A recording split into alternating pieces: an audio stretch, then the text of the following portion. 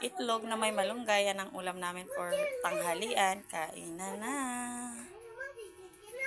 Hi! Hi guys! Ayan, time check na oras ay 12:15 na ng tanghali. So for today's video, ayan, meron kaming malunggay galing sa garden ng aking husband sa kanilang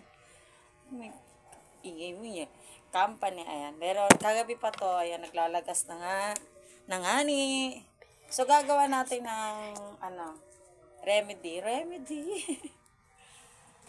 So, meron din kami ditong itlog. Ayan, itlog. Lalagyan ko siya ng 3 pirasong itlog. At eto, so abangan natin guys. Abangan nyo guys kung anong gagawin kong luto. Charot, kapala mo naman. So, hiparin ko muna to dahil matagal-tagal to. Gawa ng nagkalagas-lagas na pati yung mga pipilian ko pa to.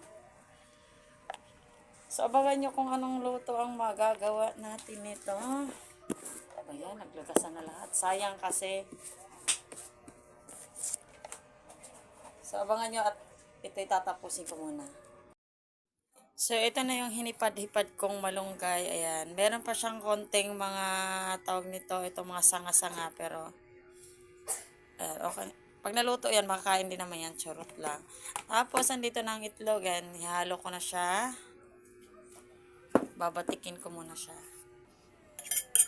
So, yan. Batikin muna natin siya bago natin ilagay yung ating malunggay.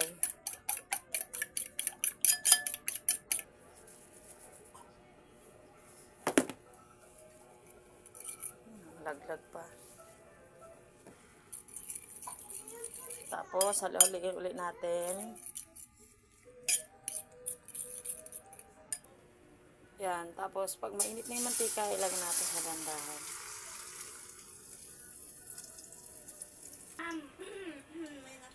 Tapos, hinaan natin yung apoy para hindi siya masunog at takpan natin. Oh!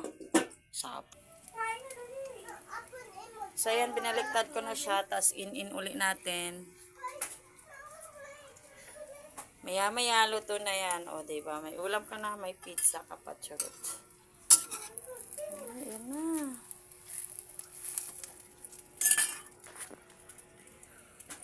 So, yan ang ulam namin ngayon. At ito pa. Ito, lalaga ko to para baon ko mamaya sa aking trabaho.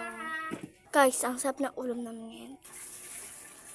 So, ito na ang ulam namin para sa tanghalian. Bibi! Bibi! So, ito na ang ulam namin pang tanghalian. Ayan. Bukod sa masustansya, nakatipid pa. Dahil ang malunggay na aking hinalo ay galing sa tanim ng aking asawa. So, yan na muna guys. Kain tayo. Bye-bye!